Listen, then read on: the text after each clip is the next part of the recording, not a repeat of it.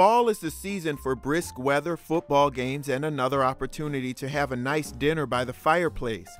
Nothing goes better with all of this than a good cigar. Out of the hundreds of cigars to choose from, I met up with cigar expert Victoria McKee of the General Cigars Company.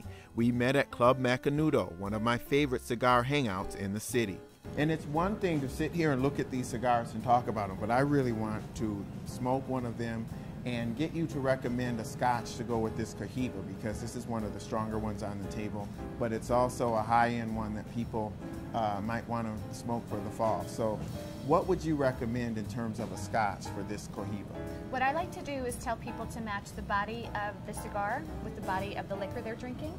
So I would say for you, for this cigar, because it's a true medium-bodied cigar and it's got some great taste nuances, that you should go for the Dalmore makes actually cigar malts. That's from the Highlands of Scotland. So a Highland malt, a Highland single malt would go great with a medium-bodied cigar, so that's what I would recommend.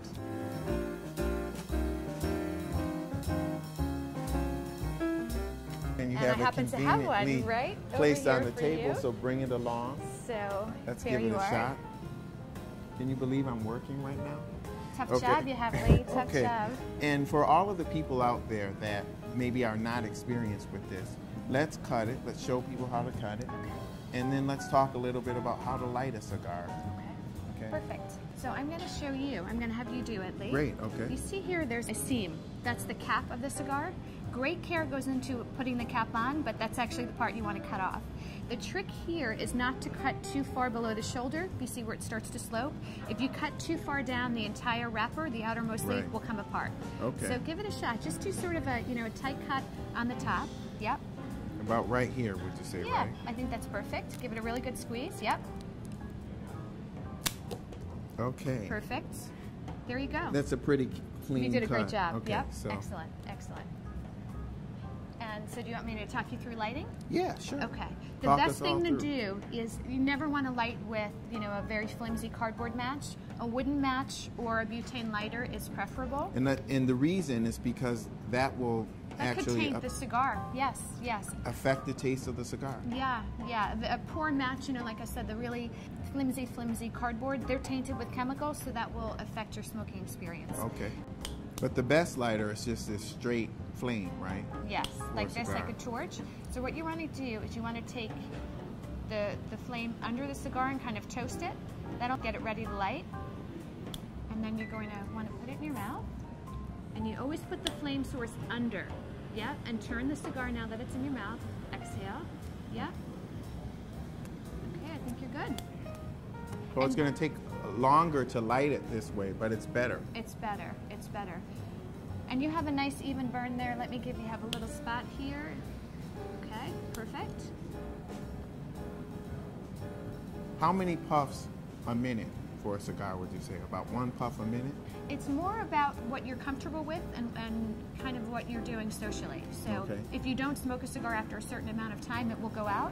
Yeah. But every few minutes to pick it up and take a nice draw on it is going to keep it going for you. And what I like to do is actually hold it in my mouth for a second or two just to get the taste on the roof of my mouth. Nice. So I can distinguish it instead of just, Right, exactly. Because how do you tell the difference if you don't actually take a puff and actually taste it? Right. Well, cigar smoking is more of a ritual. It's nothing like cigarette smoking. It's completely different. So when you smoke a cigar, you do the right thing, Lee, is that you experience the flavors and kind of taste the nuances and enjoy what you're doing. So that's great. So you're a pro already. Well, I'm not a pro, but here we go. Okay, so we have the Cohiba here, and you chose the Highland. Yes, that is a Highland malt. It's called the Dalmore Cigar Malts. And again, based on the body of the Cohiba cigar and the body of this whiskey, it's a great pairing. Because the Cohiba is not a very full-bodied, this cigar isn't very full-bodied, I wouldn't give you, a lowland malt or something that's very peaty, because they would kind of compete against each other and you may lose the flavor of the cigar because the spirit is so overpowering. Okay, so I'll take a chug for everybody. How'd I do? Yeah, I mean, it's pretty smooth. Good. Because a lot of scotches are harsh, especially if you add like a cigar with it. and the two clash, that's not a good thing. So no, right. It's really, the general rule is body to body. And you can't go wrong if you do body to body. Likewise, if you're going to have a beer, let's say you're tailgating and you want to take like the La Traviata out with you, then in that case, you know, you just take sort of a medium-bodied beer that's going to make sense with it. I wouldn't do like a watered-down light beer, but to do something that's got a little bit of flavor to it is a perfect complement. Right. And when I walked on the set, first of all, my producer Meg, it's her last day today, so I brought her some wine, and then she said, "Oh wow, these are cigars. I love cigars." I'm thinking, "Oh, I should have got her some cigars," but that was part of my whole thing, my whole stereotype that cigars are for men. But the ladies also smoke cigars. They do. So let's talk a little bit about some of the common misperceptions and myths that people have when it comes to ladies and getting into smoking cigars. Right. You know, the biggest thing I see is if a woman's going to smoke a cigar, she's not going to go for a cigar like this, something longer. The perception is to go for something smaller because it's easier to smoke, and that's actually not what a woman should do, particularly if she's not used to smoking. So what I recommend is to go for a longer cigar, even thinner than this, sometimes with a thinner length, because as you smoke the cigar, the smoke cools as it travels through the body. So as it gets to your mouth, by the time it gets to your palate, it's cooler when you have a cigar that's this size, and that's much more accessible for somebody who may not smoke often or who may be new to smoking. It's not going to overwhelm you and make you feel like you're burning yourself. No. And it's a nice experience. It's really enjoyable. One of the things that you said that was also interesting was the idea that if you let a cigar burn, it will eventually burn out. Right. You don't have to, like, let's say you're at a place and you're going to another destination, but you've got this pretty good cigar and it's not even halfway smoked and you want to save it. A lot of people will pat that cigar out. Oh no, yeah. The best thing is just to let it burn, Let right? it rest, right. You know, somebody I work with says a cigar is a living thing until you light it. There are other people who say cigar is always a living thing. So you never crush the cigar out. Yeah. You never do that with the ash. Because that will give you a tarry taste, and once you've done that, you've destroyed the cigar. Is that right? Right. The other thing is too, if you want to relight the cigar, all you have to do is let the ash fall naturally, and maybe kind of cut the end off and relight it, and it's fine. After a certain amount of time, you don't want to leave it sitting for hours and hours, but it can be relit. And it happens very often in conversation. You're talking, you have to relight your cigar. It's part of the ritual. One of the things you see a lot of people do too is they allow the ash to get long until it falls off. They don't actually ash. They just let it. Is that a good thing to do? Yes. Okay. The reason why that's done, and that's somebody that knows what they're doing, that's a tenured cigar smoker that would do that. The reason why that's done is if you look in here, this is called a filler. This tobacco is full leaves of tobacco. When you smoke a cigarette, you're smoking scraps of tobacco. That's why it flakes off. The ash flakes and falls very quickly. Whereas this is a full leaf of several full leaves of tobacco inside the cigar. So the longer your ash, it's a sign of quality. Yeah. It's a sign of the fact that you're smoking a really good cigar. So I've seen people say, I'm going to hold it. I'm going to keep it. I have it an inch long, and that's a tribute to the cigar maker. Very much like keeping the band on is a tribute to the cigar maker. So those are some of the things that people in the know do. You keep the band on, and you try to let the ash go as far as you can.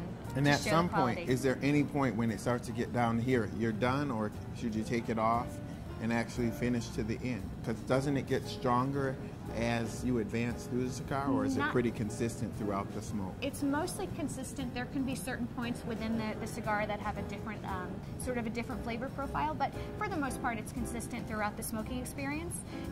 Some people say they smoke it to the nub, which is really kind of the smallest part. Yeah. You can do that. It's whatever you're comfortable with. In that case, you just pull the band off and kind of finish, and once the cigar is done, you just kind of let it rest in the humidor. Again, we always say it's respect to the people that have handmade them. You just kind of let it rest in the humidor. You don't sort of, snuff it out or anything. Okay. And as people approach, when you go into a cigar shop or a place like this, there's so many options. You can go into a humidor, and first of all, it smells just glorious. It just smells amazing.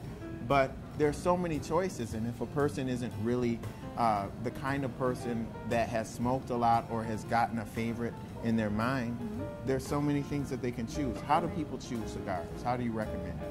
Well, I can tell you what to look for when you're buying, but I would always say, I'm going to use this Partagas 1845 as an example. Never be afraid to ask for help, because the people that work in the cigar shops are very well versed in the products that they carry, and they'll steer you to what you're looking for. So if you're, you know, a new smoker, they'll say go to mild bodied, you're moderate, medium, and likewise. So the best thing to do with a cigar, believe it or not, is judge a book by its cover. So what you want to do is look at the wrapper, the outermost leaf, look at it closely, make sure it's consistent in color, and make sure there aren't any tears or stains on it. So we're looking at this Partagas 1845, it's perfect. The other thing you want to do is you want to feel the cigar like this. Exactly, because there should be a little bit of softness, a little, not too hard, It right? should give, but you don't want to hit a soft spot kind of where your finger would almost go through. Right. If that's the case, it means the cigar has not been filled properly with tobacco. It's not going to smoke properly, so that's not what you want. So as long as you feel, and it feels firm throughout the length, then that's perfect. Okay, and so much of keeping cigars maintained has to do with the humidity levels. And so when you see some of those old haggard cigars where maybe they're not as smooth, is that because they haven't been humidified correctly? Could be, yeah. It could be that, depending on what cigar it is, maybe it wasn't constructed properly in the first place, or maybe it's dry. A dry cigar will actually crack like a cracker. It will sound like that. And it will taste gross. They're really not smokable. Yeah, They're really I mean, not. Once you've lost that, you've lost a cigar. I agree. You can recondition them to a certain, a certain point if they've gotten dried out, but if they get to a point again where it's like a cracker, it may not be worth that. And when you say recondition, what do you mean? Wetting it down or something? Well, you put it in your humidor for a certain amount of time and put it at the right temperature and relative humidity, and it can kind of recondition the cigar. Like I said before, a cigar, we say, is like a living thing until you light it, because the cigar will still soak up moisture. Even after, if it's gotten dry, you can recondition it by allowing it and giving it access to moisture, which it'll soak up and kind of revive it. Okay, great. Well, I think that this is something that we should do every season, because for every season there's a new set of cigars that you should try. And I think some of my viewers out there that are just starting to get into cigars are going to want to check out the ones that you've recommended, but also maybe send us some feedback on the ones that you tried and what you thought of them, and maybe some suggestions for your favorite cigar of the fall. Sounds great. All right. Well, we'll be back to Club Macanudo, but first I want to thank Victoria McKee. Thank you. Here from General Cigar. We're here at Club Macanudo in New York City. And for the Wall Street Journal, I'm Lee Hawkins. We'll see you next time. So I'm excited to talk to you about the cigars we have here today. First one is Macanudo Cru Royale. This is kind of a new cigar for Macanudo. Macanudo is the best-selling handmade cigar in the U.S. This car is an example. This includes 2 iPads integrated into the rear of the front seats, and they fold down electronically on veneered